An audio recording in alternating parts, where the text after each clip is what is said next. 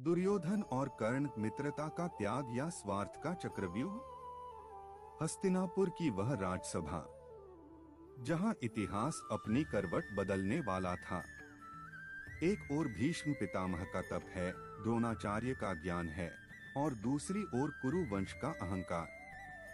चारों ओर योद्धाओं के कवच चमक रहे हैं, पर उस चमक के बीच एक युवक खड़ा है जिसकी आंखों में न्याय की भूख है और जिसके माथे पर पसीने की बूंदें नहीं बल्कि समाज के तिरस्कार की लकीरें हैं। उसे दुनिया सूत पुत्र कहती है, पर उसके भीतर एक सूर्य चमक रहा है। वह है कर्ण। आज जब हम महाभारत को पीछे मुड़कर देखते हैं तो एक सवाल हमेशा हमारे सामने खड़ा होता है, क्या दुर्योधन और कर्ण का रिश्ता निस्वार्थ मित्रता की मिसाल था, या फिर वह एक चतुर राजनीतिज्ञ द्वारा बुना गया ऐसा जाल था जिसमें एक महान योद्धा अपनी नैतिकता की आहुति दे बैठा। चलिए आज परतों को उधेड़ते हैं। राजकुमारों की शिक्षा पूरी हुई है। अर्जुन ने अपनी धनुर्विद्या से सबको मंत्रमुग्ध कर दिया है।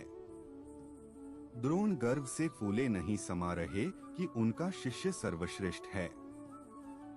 तभी बादलों की गर्जना की तरह एक आवाज गूंजती है, जो कौशल अर्जुन ने दिखाया वह अद्वितीय नहीं है।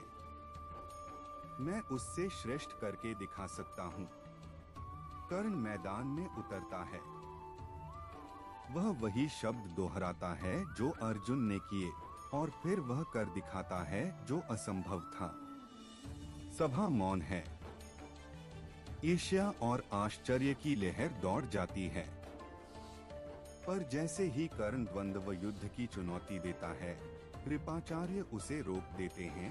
राजकुमारों के साथ केवल राजकुमार ही द्वंद्व कर सकते हैं। युवक, अपना कुल बताओ। कर्ण के पास शौर्य था, पर कुल नहीं। वह नीची नजरें किए खड़ा था और पूरी सभा उस पर हंस रही थी। पांडवों के चेहरे पर तिरस्कार था। तभी अधर्म का हाथ कर्ण की ओर बढ़ता है। दुर्योधन खड़ा होता है और कहता है, यदि वीरता के लिए कुल अनिवार्य है तो आज मैं इस योद्धा को अंग देश का राजा घोषित करता हूँ। यहाँ गहराई से सोचिए, दुर्योधन ने कर्ण को राज्य नहीं दिया, उसने उसे एक पहचान दी। उस क्षण कर्ण के लिए दुर्योधन केवल एक राजकुमार नहीं, उसका ईश्वर बन गया। पर क्या दुर्योधन यह सब कर्ण के प्रेम में कर रहा था?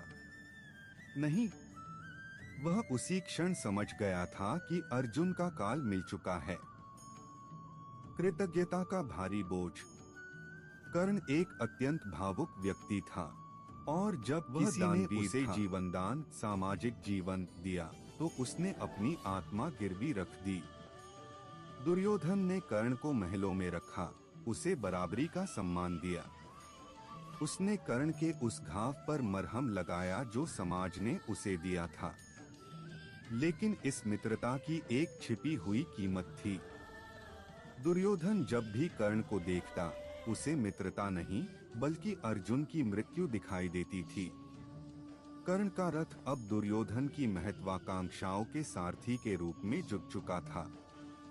कर्ण ने खुद को एक ऐसे ऋण लोन के नीचे दबा लिया जिसका ब्याज उसके प्राणों से भी कीमती था। मनोवैज्ञानिक युद्ध और राजनीति। दुर्योधन एक मास्टर पॉलिटिशियन था।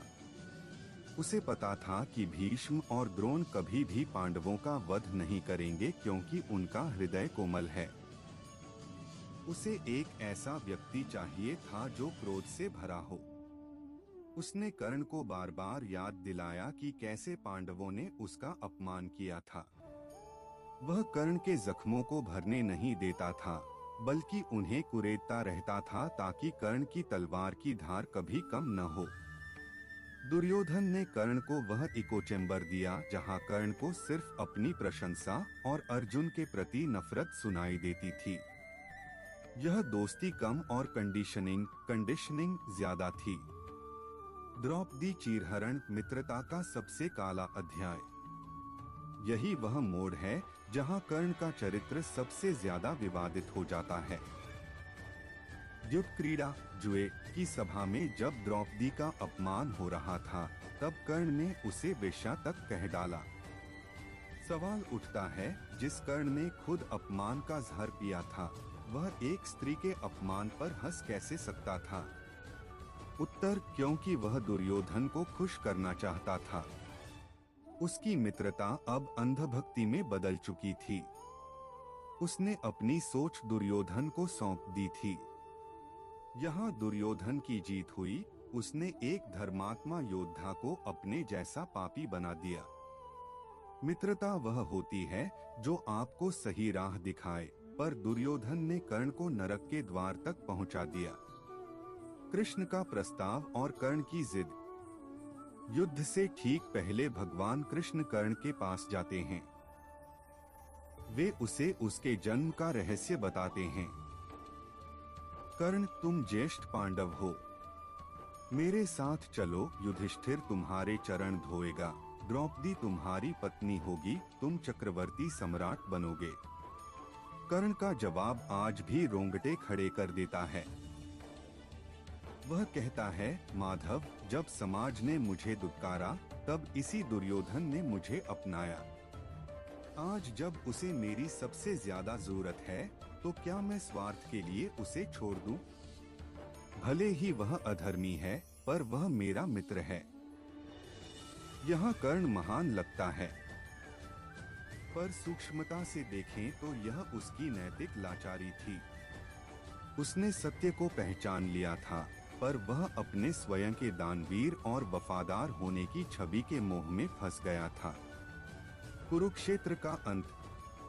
युद्ध के 17वें दिन जब कर्ण का रथ जमीन में धंस जाता है और वह निहत्था हो जाता है, तब वह दुर्योधन की ओर देखता है, पर दुर्योधन उसे बचाने नहीं आ सकता था। जिस मित्रता की नींव अधर्म पर रखी हो, उसका अंत एकाकी ही होता है। कर्ण की मृत्यु के बाद दुर्योधन विलाप तो करता है, पर वह विलाप एक मित्र के लिए कम और अपनी सुरक्षा ढाल के टूट जाने के लिए ज्यादा था। कर्ण के जाते ही दुर्योधन की हार निश्चित हो गई थी। निष्कर्ष, हमें क्या सीखना चाहिए? दुर्योधन और कर्ण की मित्रता एक चेतावनी है। दोस्ती वह नहीं जो आपको राजा बना दे, दोस्ती वह है जो आपको सही इंसान बनाए रखे। दुर्योधन ने कर्ण को सिंहासन दिया, पर उसका चरित्र छीन लिया। उसने उसे सम्मान दिया, पर उसका विवेक छीन लिया। कर्ण ने अपनी वफादारी तो निभाई, पर वह यह भूल गया कि अधर्म के प्रति वफादारी भी पाप ही है। अगर दुर्योधन सच में मित्र होता, तो वह कर्ण को द्रौपदी का अपमान करने से रोकता। वह कर्ण को पांडवों से संधि करने के लिए प्रेरित करता, पर उसने कर्ण को सिर्फ एक मोहरे की तरह इस्तेमाल किया। सीख, अपनी वफादारी उसे मत दो जो उसे सत्य के खिलाफ इस्तेमाल करे, क्योंकि अंत में आप किसके साथ खड़े हैं, यही तय करता है कि इतिहास आपको किस नाम से याद रखेगा। समापन संवाद। इतिहास गवाह है, गलत इंसान का साथ देने वाला महान होकर भी विनाश को प्राप्त होता है। कर्ण महान था, पर उसकी संगति ने उसे इतिहास का सबसे दुखद नायक बना दिया।